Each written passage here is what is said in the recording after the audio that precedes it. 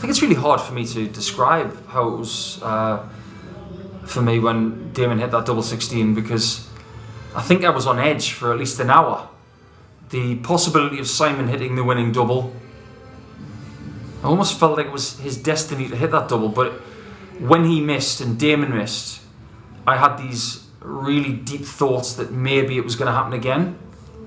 But when Damon was in a commanding position in the singles, not once but twice, I just thought that maybe he was the person that was ready for the job and able to do the things that I couldn't. The high of that is something I'll probably never forget. But the tears that flowed through my eyes that night, I'll never forget as long as I live, because that was something that Australian darts really deserved.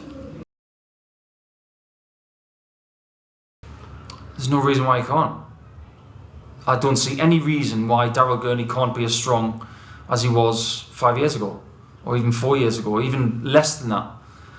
His scoring ability is still there. He's just not punctuating some of the second and third dart combinations that he's doing. But I see potential in what Daryl does, like a lot of other analysts do. His technique hasn't wavered. His desire hasn't wavered. The previous World Cup that we've just seen proves that. If he can massage that desire and have good technique and maintain that really good composure that we all know he has, there's no reason why Daryl Gurney can't be someone who bags more majors.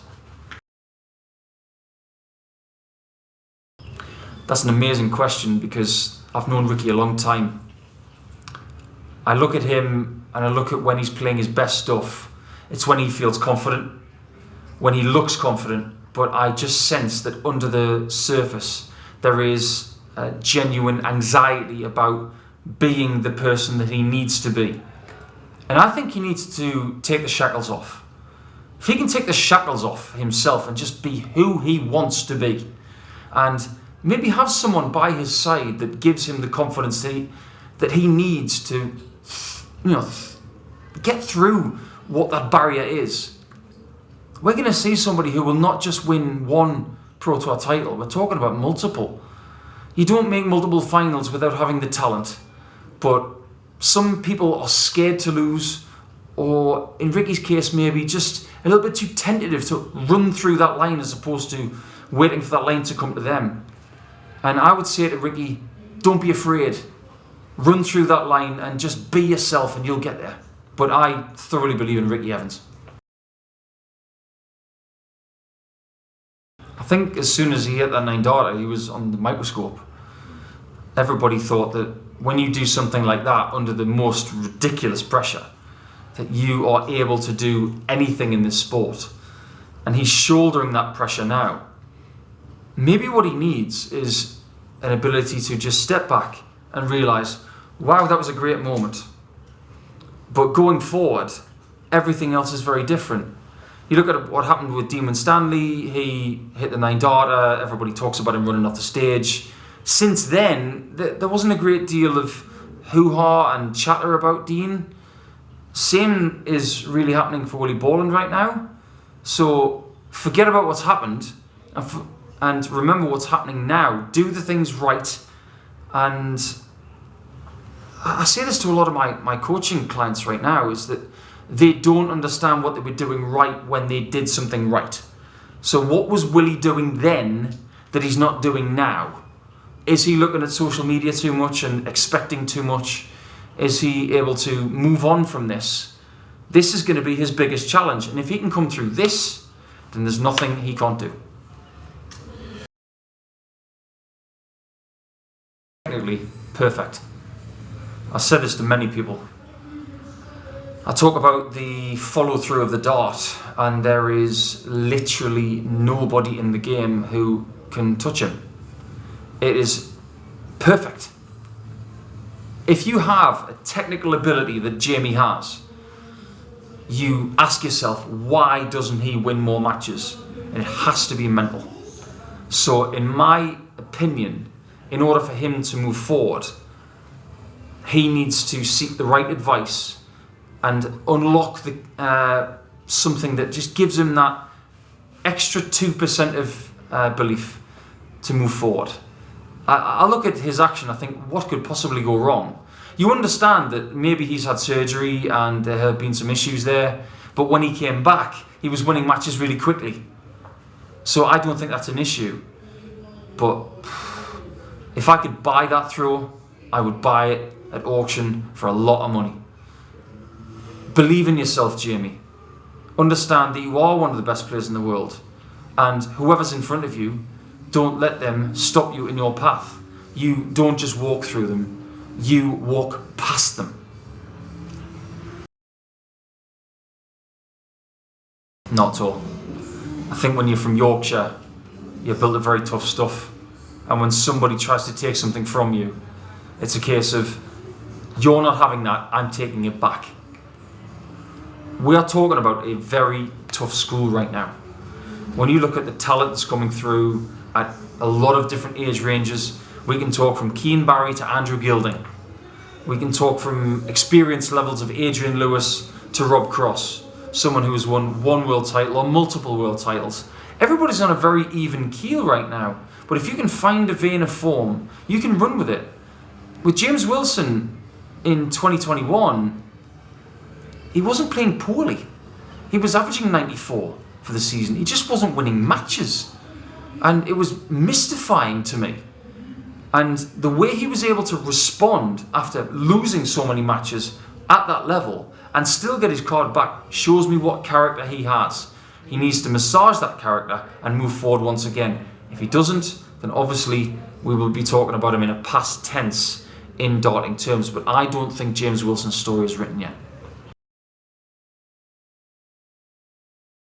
Solid technique, great mentality. I commentated on him at the Live League the day after he lost in the World Youth Final at Ted Everett's, and I genuinely thought that for the next 3 days he would be a car crash. He was anything but. And when someone can respond over the next 3 days after some disappointment like that, that says something about a player to me. I think his appetite for the game and his genuinely natural talent, if it can be harnessed in the right way over the next 3 or 4 years, there's no reason why he can't do what Luke Humphries has done or what Dimitri Vandenberg has done. But there are very high standards to live up to now. When you come through this school of Everts and Humphries and Vandenberg, you're expected to challenge at the top level.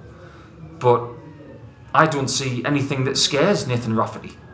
I don't see anything that he can't do. You look at his European Tour debut, over 100 average. So obviously it doesn't scare him.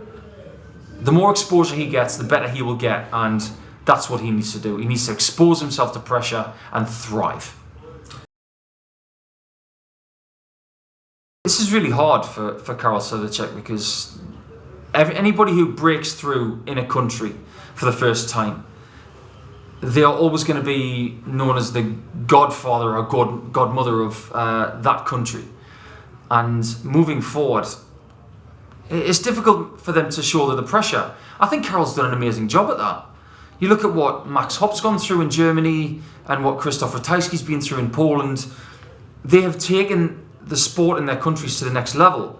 And if you look at what Czechia's doing now and who's coming through, the reason for that is excellent government activity, as well as having that figurehead like Karol Sedlacek, who goes to events in 2019, which Jamie Hughes won. He's handing out energy drinks with his face on. He's a great branding product, but you've got to back that up with talent.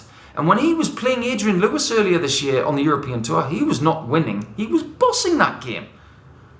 That guy's a world-class talent. And if I haven't said that to him before, I'm saying it now. He is not just a product of Czechia in the past. He's very much a now product, still waiting to do something else. He's an amazing dart player, and anything that comes through the Czech Republic from now is very much due to him. Girvan is very exciting. I've looked at him since 2017.